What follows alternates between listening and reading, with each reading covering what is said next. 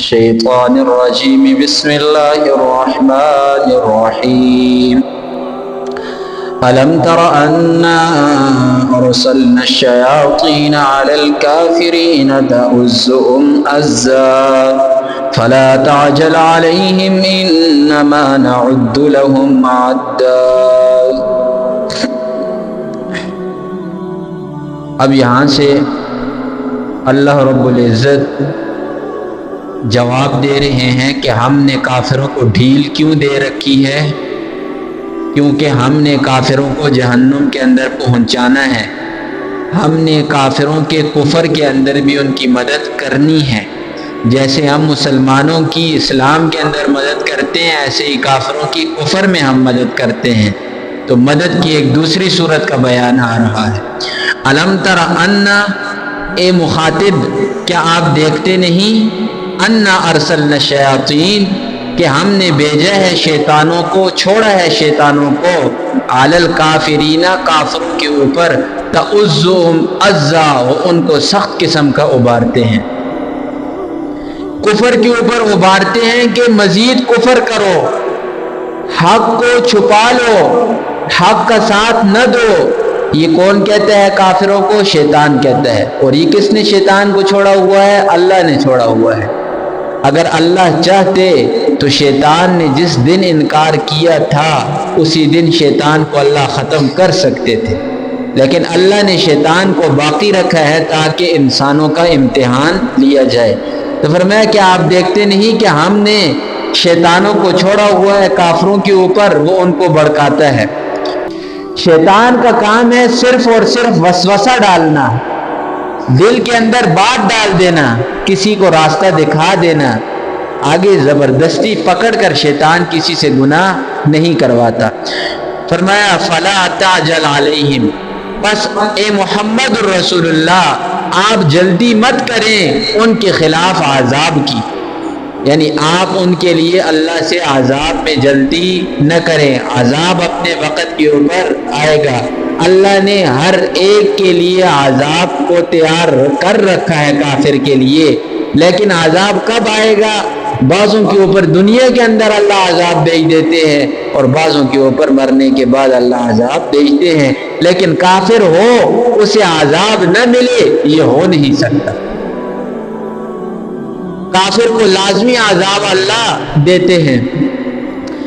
تو فرمایا فلا تعجل علیہم، اے محمد الرسول اللہ آپ جلدی مت کریں ان کے اوپر عذاب کی، انما نعد لهم عدا، بے شک ہم صرف اور صرف ان کی گنتی پوری کر رہے ہیں۔ یہ اللہ خود فرما رہے ہیں کہ کافر کب تک جئیں گے، ایک دن تو انہوں نے مرنا ہے نا، ہم صرف اور صرف ان کی گنتی کو پورا کر رہے ہیں۔ ہر ایک کے لیے ایک وقت اللہ نے مقرر کیا ہے کہ اس وقت پر اسے موت آئے گی یا عذاب آئے گا۔ فرمایا اس گنتی کے پورا ہونے کا انتظار کریے، جب یہ گنتی پوری ہوگی ہم انہیں پکڑ لیں گے۔ تو یہی بات یہاں سے ثابت ہوتی ہے کہ چاہے کوئی ظالم ہے یا کافر ہے یا منافق ہے، وہ کب تک کرے گا؟ ایک دن تو ایسا آئے گا کہ اللہ اسے پکڑ لیں گے۔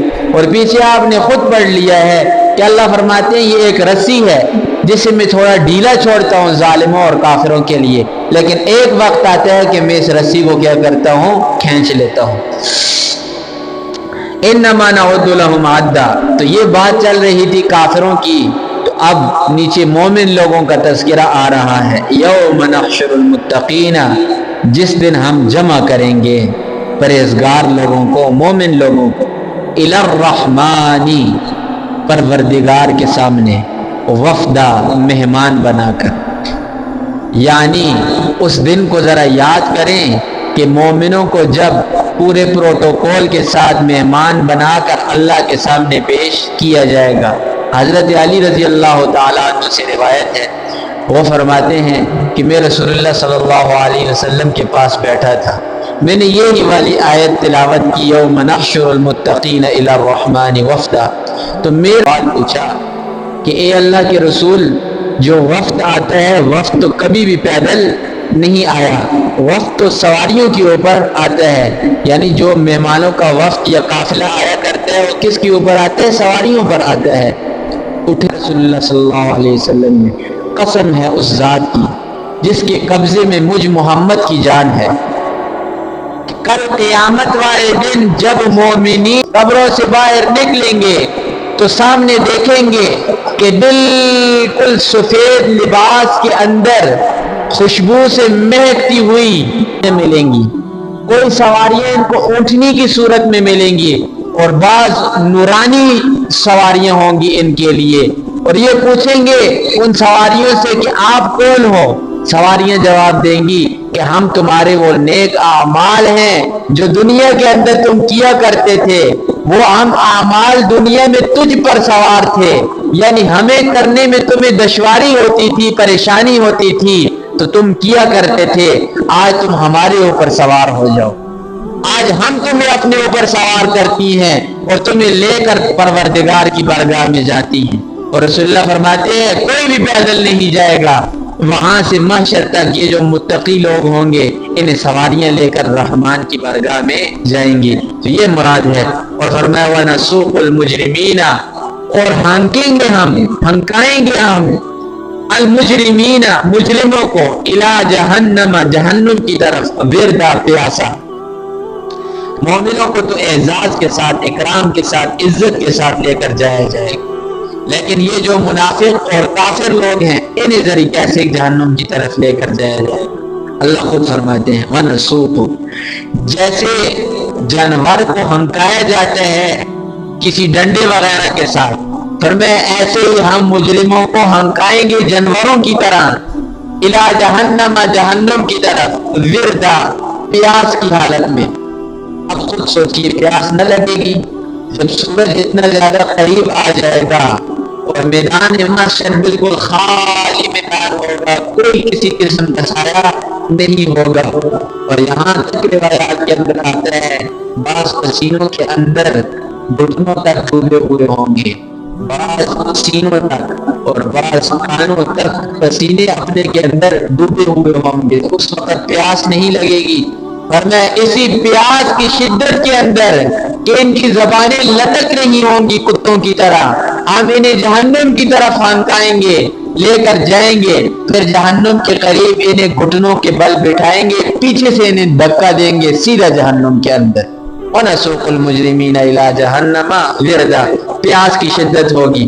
اچھا یہ پیاس کی شدت جہنم کے اندر جا کر بھی ختم نہیں ہوگی، اور وہ کہیں گے کہ ہمارے پاس جو کچھ ہے ہماری جان بھی ہم سے لے لی جائے لیکن ایک گھونٹ پانی کا ہمیں دیا جائے۔ اللہ جواب میں فرمائیں گے تو کیوں نہ پانی، یعنی ان جیسے یہ دنیا میں ایمان والوں کا مذاق اڑایا کرتے تھے، قیامت میں ان کا مذاق اڑایا جائے گا کہ جاؤ پانی نہیں پیتے، وہ پانی ہے نا، پانی جا کر پیو نا۔ وہ جہنم کے اس گندے گڑھے کے اوپر انہیں لے کر جایا جائے گا جہاں پر تمام جہنمیوں کا کیا ہوگا، خون اور پیپ ہوگا۔ اللہ فرمائیں گے کہ یہ ہے پانی، پیو اس پانی کو۔ اور قرآن کے اندر دوسری جگہ میں جو ہم پڑھ چکے ہیں سورہ کہف کے اندر، یشوی الوجوہ، پانی اٹھائیں گے منہ کے قریب کریں گے، جیسے ہونٹ کے ساتھ لگائیں گے ان کا سارا چہرہ جل جائے گا، ہونٹ سے لگے گا ہونٹ نیچے گرے گا، زبان سے لگے گا زبان جل جائے گی۔ اسی طریقے سے جیسے یہ پانی اندر جاتا جائے گا سارے کے سارے جسم کو پھاڑتا ہوا یہ دبر کے راستے سے نکل جائے گا۔ تو یہ ہے ان کو پیاسا ہم جہنم میں لے کر جائیں گے۔ لا یملکون الشفاعۃ، نہیں مالک ہوں گے سفارش کرنے کے، یعنی کوئی بھی قیامت والے دن مالک نہیں بنے گا سفارش کرنے کا، الا من اتخذ عند الرحمن عہدا، مگر ہاں جس نے پروردگار سے اجازت لی ہوگی۔